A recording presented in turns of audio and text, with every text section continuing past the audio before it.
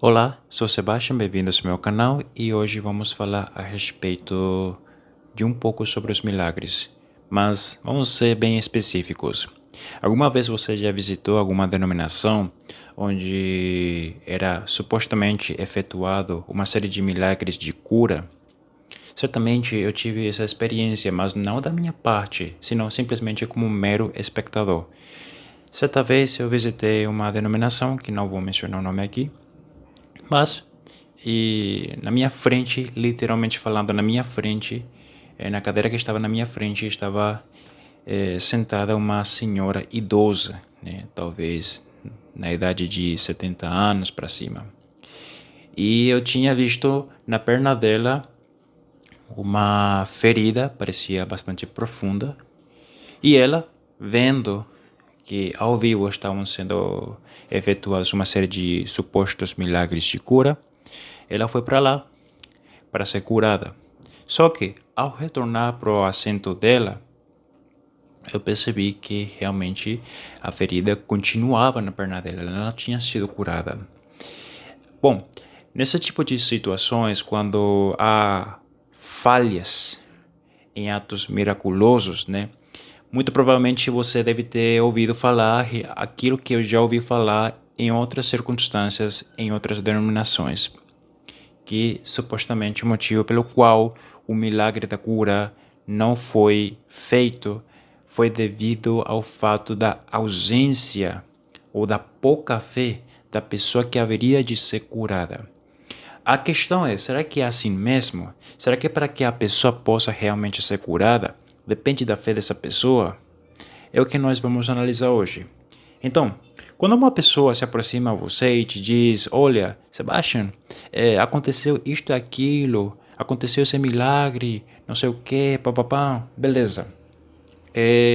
Eu recomendo o seguinte, que a primeira coisa que você faça é considerar as quatro possibilidades.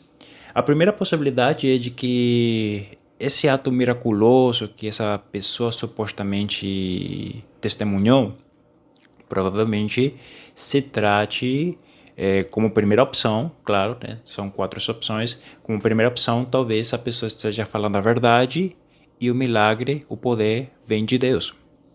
Como segunda possibilidade, como segunda opção, pode ser que a pessoa esteja falando a verdade, mas esse milagre, esse poder não vem de Deus, senão do diabo, do inimigo.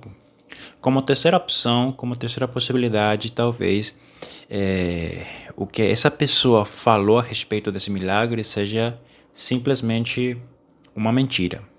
E como quarta possibilidade, como quarta opção, talvez essa pessoa que supostamente testemunhou o ato miraculoso esteja mal da cabeça. Então, são quatro possibilidades, quatro opções, né? Depois de refletir nessas quatro possibilidades, é interessante indagar o que a palavra de Deus menciona, se os milagres de fato cessaram ou não, se eles continuam ou não. Mas para esse tipo de assunto, eu vou estar tratando desse tema em outro vídeo, em outro momento. Não é o assunto que eu quero comentar neste vídeo hoje. Mas o que eu realmente gostaria de compartilhar hoje com vocês é o seguinte: será mesmo que o ato miraculoso de curar alguém depende da pessoa que vai receber a cura ou depende da pessoa que efetua o milagre? Vamos considerar, em primeiro lugar, o texto de Atos capítulo 3. Pedro e João subiam ao templo para a oração da hora nona. Era levado um homem coxo de nascença, o qual punha diariamente à porta do templo, chamada Formosa, para pedir esmola aos que entravam. Vendo ele a Pedro e João, que iam entrar no templo, implorava que lhe dessem uma esmola. Pedro, fitando-o juntamente com João, disse: Olha para nós. Ele os olhava atentamente, esperando receber alguma coisa. Pedro, porém, lhe disse: Não possuo nem prata nem ouro, mas o que tenho, isso te dou. Em nome de Jesus Cristo, o Nazareno, anda. E, tomando-o pela mão direita, o levantou imediatamente.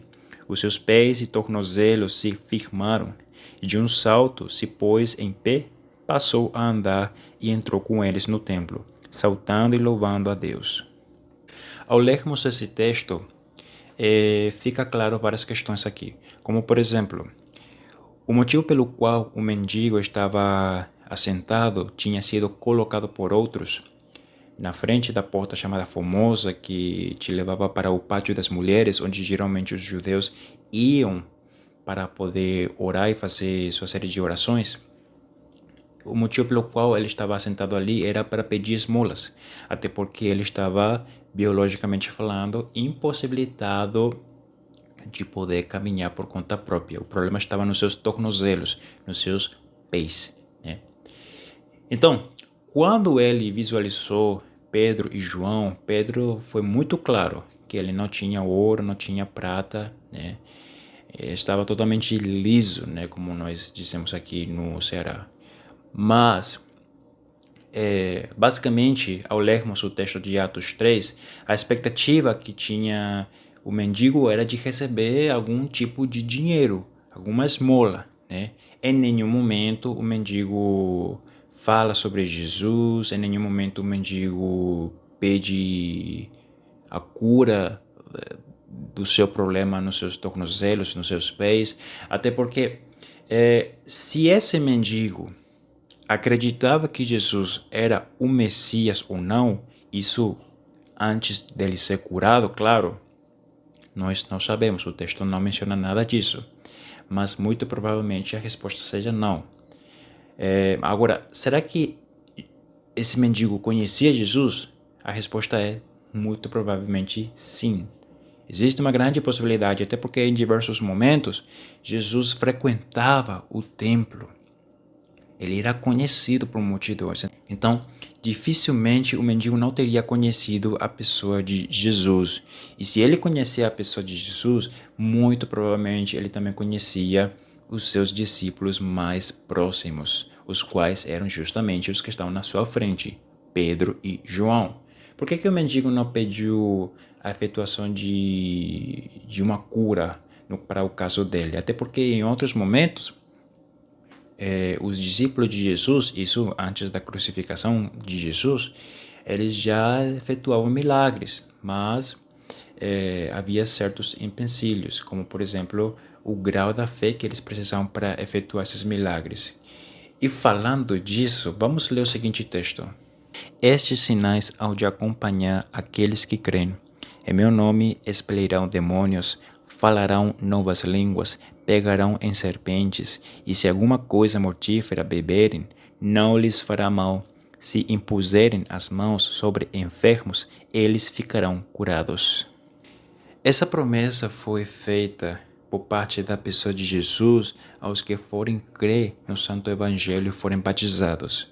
Agora, nós sabemos que os primeiros cristãos que foram abençoados com atos ou com a capacidade de efetuar atos miraculosos, baseado no texto de Marcos 16, observamos que esses verbos de expelir, curar, etc., estão na voz ativa e não na voz passiva. Qual seria a diferença entre a voz ativa e a voz passiva? A voz ativa é quando o sujeito faz a ação, mas a voz passiva é quando o sujeito recebe a ação. E como nós temos visto no texto de Marcos, o ato de efetuar miraculosamente a cura nos doentes é uma ação ativa, ou seja, quem é, ou melhor dito, reformulando a pergunta, de quem depende o ato de efetuar a cura? Do doente ou daquele que tem fé? No caso, como vemos aqui, o apóstolo Pedro e João em Atos 3. Certamente de quem tem fé. Então, quando nós temos lido o texto de Atos 3, nós percebemos que, no máximo, provavelmente, o mendigo conhecia a pessoa de Jesus, dificilmente ele não teria conhecido Jesus, pelo menos à distância, visualmente falando, mas em nenhum momento ele expressou alguma questão de ter fé na pessoa dele como o Messias, como o Cristo esperado. E de fato, quando ele encarou Pedro e João, o que ele esperava da parte deles era simplesmente esmola e nada mais. O texto em Atos 3, do verso 1 ao 8, menciona isso claramente. Então, de quem dependia para o mendigo ser curado? A fé do mendigo ou a fé de Pedro? Certamente a fé de Pedro. Pois bem, muitas outras coisas eu poderia estar mencionando, falando a respeito desse assunto. Tem várias perspectivas, vários detalhes que dá para continuar comentando, mas não gostaria de estender em demasia o conteúdo deste vídeo. Mas, como um último texto, vamos analisar o seguinte texto como exemplo.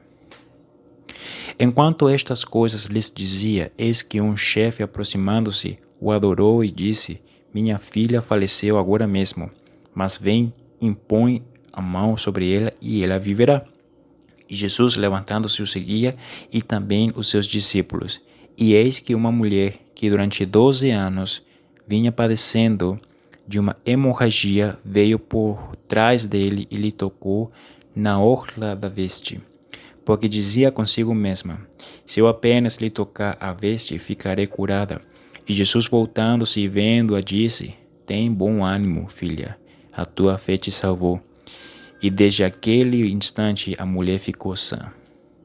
Quando Jesus disse para aquela mulher que a tua fé te salvou, que a fé dela lhe salvou, essa palavra, o verbo salvar, deriva-se do verbo grego sotso. E na realidade, essa palavra, esse verbo sotso, pode ser traduzido também como curar. Significa curar, significa salvar, e não necessariamente, realmente não necessariamente, quando Jesus disse para aquela mulher, a tua fé te salvou, seja no sentido espiritual dos seus pecados. Mas na realidade, ela estava padecendo de uma doença muito séria, muito agressiva, que literalmente poderia acabar com a sua vida física. Então, em certo aspecto, podemos dizer realmente que ela foi biologicamente salva através desse ato miraculoso mediante a cura. Então, essa palavra só tem essa ambiguidade. Agora, será que esse texto contradiz tudo aquilo que foi mencionado antes, tudo aquilo que foi lido no texto de Marcos 16, versículos 17 ao 18? A resposta é não. É muito importante que cada palavra, cada frase sejam lidas dentro do seu devido contexto. Isso é muito relevante. Agora, como explicar no caso dessa mulher? Porque essa mulher foi buscar Jesus, tocou nele basicamente e foi curada. Foi curada pela fé dela, né? É o que dá, é a impressão que dá esse texto. Até o próprio Jesus menciona: a tua fé te salvou ou a tua fé te curou. Então, como é que fica a questão? Temos aqui uma contradição? A resposta é não, não é uma contradição. O que acontece é o seguinte: no texto de Atos capítulo 3, versos 1 a 8, realmente fica muito claro que a cura miraculosa dependeu da fé de Pedro e não da fé do mendigo, até porque o próprio texto deixa muito claro que o que esse mendigo estava realmente esperando era simplesmente um pouco de esmola, um pouco de dinheiro. Mas no texto dessa mulher com essa doença, é um pouco diferente.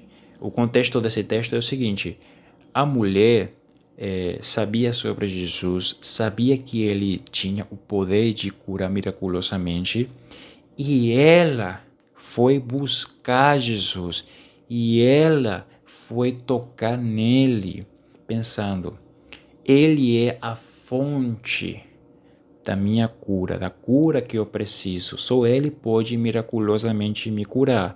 Basta eu tocar nele que eu serei curada. Então, o que temos aqui nesse texto é o seguinte, é bastante simples de fato. Pela fé dela, daquilo que ela sabia sobre Jesus, isso o incentivou, o motivou a ela se levantar e buscar ele, ir atrás dele, ir e tocar nele. Então, dentro desse sentido, temos a frase: a tua fé te salvou ou a tua fé te curou. porque pela fé, ela não esperou Jesus chegar e bater a porta da sua casa, mas pela fé ela saiu da sua zona de conforto e foi buscar o próprio Jesus. Então é dentro desse sentido que temos a frase: a tua fé te salvou e a tua fé te curou. Mas lembrando mais uma vez, a tua fé te salvou não necessariamente no sentido espiritual, senão que ela foi biologicamente salva pela cura dessa doença que poderia em algum momento cedo ou tarde lhe tirar a vida. Então, esse é o vídeo de hoje, espero que tenha sido útil. Deixe os seus comentários na caixa de comentários, deixe o seu like e se você ainda não estiver inscrito no canal, se inscreva, compartilhe com seus amigos e até mais. Que Deus te continue abençoando. Tchau, tchau.